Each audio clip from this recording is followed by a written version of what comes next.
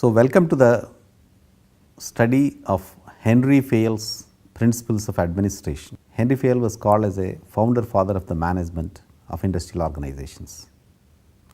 He identified 14 principles of management which are even now as called as a Bible for the running of industrial organizations. Later, various personalities, various administrators also adopted the same to administrative organizations. This part of the principles of management related to the undergraduation and graduation courses of the public administration prepared by the University Grants Commission. The previous lecture was on introducing Henri Fayol and his basic 6 activities and the important aspects of POCCC. This presentation's objective is to introduce you the management principles as explained by the Henri Fayol and a comparison of Henri Fayol with Taylor and the important summing up of the contributions of Henri Fayol.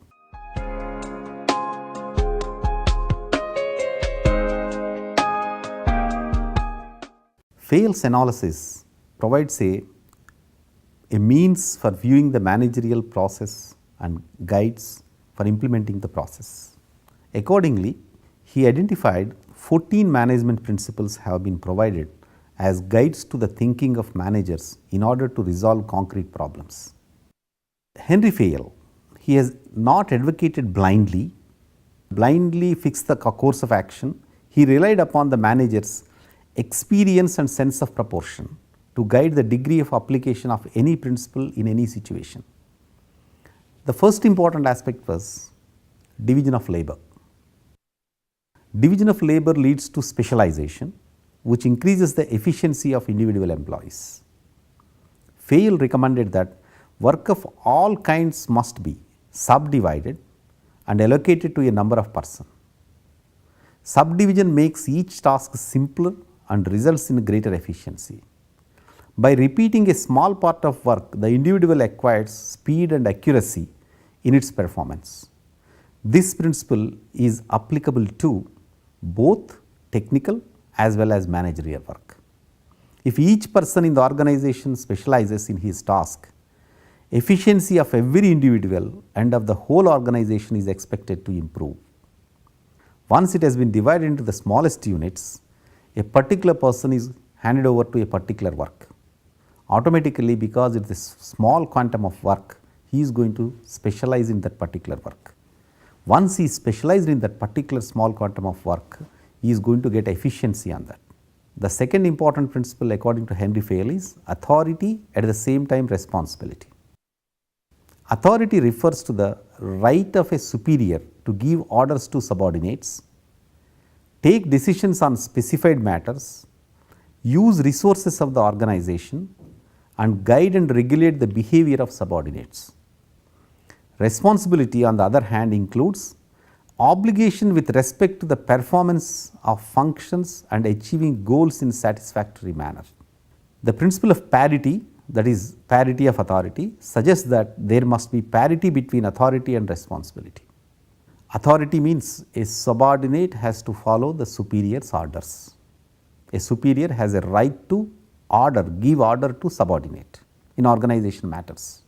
Giving authority without corresponding responsibility, unmindful use of authority. Similar, if a person is given some responsibility, he must also be given adequate authority. Lack of necessary authority will make the individual ineffective. Generally, this is what we can experience in organizations. I have an authority, I will keep the whole authority with me and ask somebody has to do something. Whenever I am asking somebody, some subordinate to do something, I have to give some authority to him, as which helps him to do more efficiently. Otherwise, if authority is completely centralized, I am asking each and everybody to do without giving authority, this is also not going to help the organization's efficiency. Discipline is another important principle set by the Henri Fayol. Discipline in the context of management means obedience, proper conduct in relations to others and complying with the rules and regulations of the organizations. Smooth running of business requires discipline. Discipline is required not only on the part of workers, but also on the part of management. it is facilitated if there are good supervisors at all levels, rules are clear and penalties are imposed with fairness. See, this is discipline is not only for subordinates. He says discipline is required because everybody has to follow the rule. The rules are clear, but at the same time he said discipline for both subordinate and also the superior. The fourth important principle he called as unity of command. This unity of command states that the subordinate should receive orders and be accountable to one and only one superior. No employee therefore should receive instructions from more than one person. The principle is necessary to avoid confusion and conflict. Subordinate has to receive orders only from one boss. You fix a boss for 5 people or 10 people or whatever it is. You take a number. There is only one boss. These people has to receive orders from only one boss. Otherwise, what will happen is there is a lot of confusion and conflict and avoiding the work also. At the same time, he mentioned, for instance, if there is more than one superior, each may want that the work is carried out according to his instructions. In this process, work performance is likely to suffer. Besides, when there is a unity of command, it is easy to fix responsibility for mistakes. It should be clear as to who will issue instructions for a certain work and to whom. But if there is a multiplicity of superiors, fixing responsibility will be difficult. The fifth important principle he said is unity of direction. According to this principle, the efforts of all the members of organization should be directed towards common goals. The principle seeks to ensure unity of action, coordination of strength and focusing of effort. For this purpose, there should be one head, one plan for a group of activities having the same objectives. All the members of the organization has to be directed toward a common goal. You have to fix a goal. Otherwise, for example, he says the production department should have a single plan and all must work to achieve the specified goals in terms of quantity and quality of goods to be produced. If that is not there, there is going to be total chaos and anarchy is going to come into the organization, and without a direction, nobody has to going to work. The same thing is, he continued that the principle of unity of direction emphasizes the importance of common goals being pursued by all in a group activity under the direction of one head. The principle of unity of command refers to the need for each subordinate being accountable to one and only one superior. This is a correlation between the both of the principles, unity of command and unity of direction. In a unity of command, they are receiving one order from only one boss, whereas about the unity of a direction, everybody's activities and everything has given, so people are going to work for that. The another important thing is Scalar chain. It stands for the chain of superior ranging from the topmost authority to the lowest rank of the organization. In a scalar chain system, the authority will come from top to down, but information will go from bottom to up. This is a non-stop cycle, authority from top to down, information going to bottom to up, touching about each level. Then this is going to be an activity is going to be full term in organizations. At the same time, he has said about gangplank. The only person Henri Fayol identified, gangplank means in a particular organization model of a triangle, two equal level of the superiors, two equal level of the persons can cross the main boss and also exchange the ideas. Another important aspect is the seventh principle. He said subordination of individual to general interest. What is the interest of the organization as a whole must take precedence over the interest of individuals. Generally, the effort should be to bring about the convergence of general and individual interests. But in case of a conflict, individuals must sacrifice in a larger interest. The success of organization is dependent upon if individual interest and organizational interest convergence, organization is mine, if there is a feeling for the individual. At the same time, with the success of organization only my success is there, then automatically organizations are going to be safe. The eighth important principle according to the Henri Fayol was fair remuneration to employees. In Fayol's view, remuneration of employees should be fair and reasonable. To be fair to the employee, wages should be determined on the basis of work assigned, cost of living, financial position of the business and average wage rates for similar work in the industry. The basic wages may be fixed according to the work done. There should be provision for allowances based on changes in the cost of living. At the same time, the level of wages must be within the capacity of employer to pay. Workers' unions often try to push up the wage rate. They must do so only to the extent that employers can afford it. Even then, we have to consider the financial position of the organization. He says trade unions are going to push us to pay the more monies, but the question is whether employer is able to pay or not. If employer is unable to pay and you push for it, then organization is going to collapse. The same case, he has identified another principle is centralization and decentralization. Centralization is said to exist if top management retains most of the decision making authority. It is less if such authority is shared with managers at lower levels of management. Simple, if the total authority is concentrated with the top management, we are calling centralization. If authority is distributed to even for the lower levels of the management, you are going for a decentralization from centralization. Sharing authority downwards leads to decentralization. Fayol says that an organization should strive to achieve a balance between complete centralization and decentralization. In a small organizations where the range of activities is generally small, greater centralization is possible.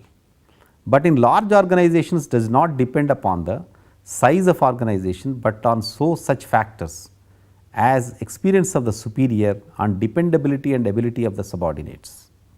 He said centralization and decentralization both are required. Organizations are small, you can go for centralization. Organizations are big, depend upon the quality and the ability of the managers, you can go for the decentralization. The another important 10th principle he said is order. The principle is concerned with the arrangement of things and placement of people. Arrangement of things is called material order, whereas arrangement of peoples is referred to as social order. Material order requires that a certain place should be specifically marked for each object. These objects must be in the allotted place, like a certain shelf or a container being allotted for a spare parts of machinery, etc. Social order implies that piece of work be assigned to each individual and that they should be available at the specific place of work. So, order means again he has differentiated between men and material. He said men is a social order, is a material order. So, each material, how much you are using, what time you are using, if whatever the remain, where you are keeping. So, where is the place, who is controlling it, who is having the lock and key of it, at what time you are opening, at how much it is going back, everything has to be recorded. Industrial growth of French and Germany, the first important aspect is the production levels and everything is perfect, but at the same time they used to write each and everything on the paper. At the same time, social order. Social order according to the Henri Fayol, the persons who are in charge of particular work, at which place they are there, how much time they are spending, if they are moving from one place to another place, who is controlling them. So, these are things are important, without that you cannot run an industrial organization. For example, he says a head of a production department may be allotted an office room, the typist has a particular table, the foreman to supervise a workshop and so on. During the working hours, these persons should remain in the allotted places so that they may be easily contacted whenever there is a need. The 11th important principle is equity. The principle of equity suggests that similar treatment is assured to people in similar positions. For example, workers performing similar jobs should be paid the same wage rate. The equity principle implies that managers should be fair and impartial while dealing with their subordinates. They should not give undue favors to some and neglect others. They should not judge the performance and conduct of employees of the same category on different basis. Equity is essential to create and maintain cordial relations between managers and subordinates. He identified how the frictions are going to come in the organization. What is the reason for the friction and unrest in organization? Because if you are not following the equity principle, then there is a friction is going to come between managers and subordinates. You have to measure the work of each and everybody on the same rate and same indicator.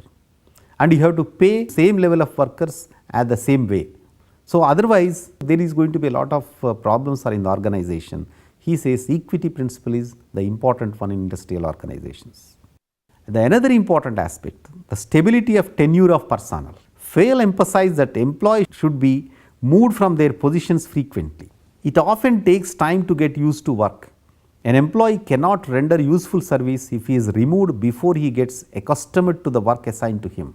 However, it does not mean that the employee should not be promoted or transferred even if it is in the interest of the organization. The another principle he called as initiative. Employees at all levels should be allowed to take initiative in work related matters. Initiative means eagerness to initiate action without being asked to do so. However, it does not imply freedom to do whatever people like, they must observe discipline. Generally, the managers at higher levels have greater discretion as well as decision making power. Encouraging initiative is likely to motivate employees to work better and harder. What is an initiative? In the work system, all the time new innovations are going to come. So, he says that everybody has every right to initiate a new type of things, but followed according to the rules, regulations and discipline of the organizations. And the 14th and the final principle of Henri Fayol was esprit de corps. This esprit de corps is a French term. This is called as a team spirit. It refers to the call as team spirit. There is a harmony in a work group and mutual understanding among the workers. Managers must take steps to develop a sense of belonging among the members of a work group. If there is a team spirit, everyone comes forward to help others. It helps to develop an atmosphere of a mutual trust and understanding. And it is going to help the people to enjoy working in the organization. It inspires them to work harder and improve the quality of work.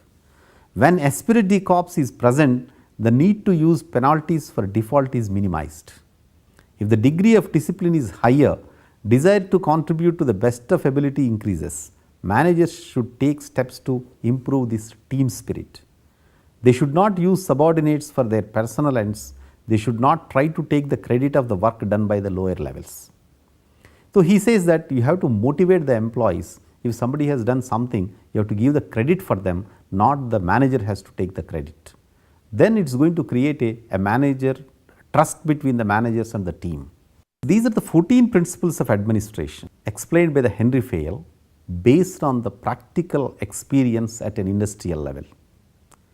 Unlike Taylor, whose main focus was the shop level workers, Fayol was concerned with the management and the tasks of the manager.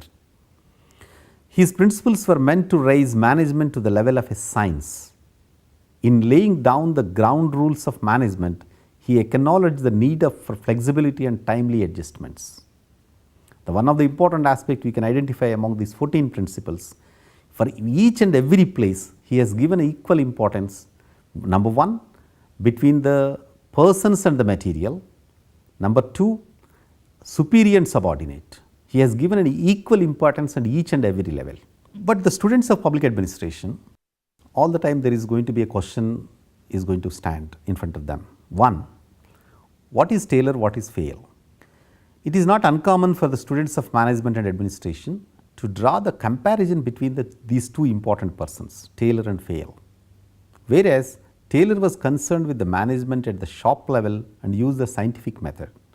Fayol's attention was focused on the activities of all managers. Taylor was a scientist, whereas Fayol was a practitioner. Just we are going to, for your benefit, I will simply give some of the important viewpoints between both of them. You take a perspective of Fayol. Fayol is concentrated on top management, whereas Taylor concentrated operation and shop floor level. Take the personality of the people. Fayol was a practitioner, Taylor was a scientist. Take the results of their work. Fayol based on personal experience translated into universal truths, and Taylor was scientific observation and measurement. Their focus was, Fayol focused on improving overall administration by observing certain principles. Taylor focused on increasing productivity through work simplification, time and motion studies. you take the major contributions of both of them. Fayol focused on produced a systematic theory of management. Taylor provided a basis for accomplishment on the production line. This is the difference between a Fayol and Taylor in the management.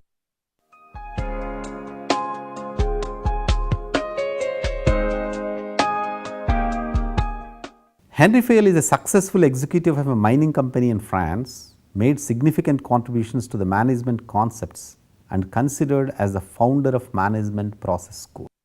He considered management a science which can be developed, studied and applied equally well to public and private affairs.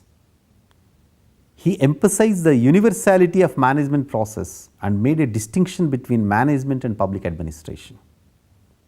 He identified 5 key elements of organization: planning, organization, command, coordination and control. This is referred as POCCC. Fayol derived 14 principles of administration which must be capable of adaptation to various enterprises and settings. He also emphasized the importance of training in administration. Fayol's framework of systematic analysis of administrative process stimulated subsequent writers on administration and management. His principles of administration in variant forms are applied in the working of modern organizations. This is about the Henri Fayol to study the management and administrative theory.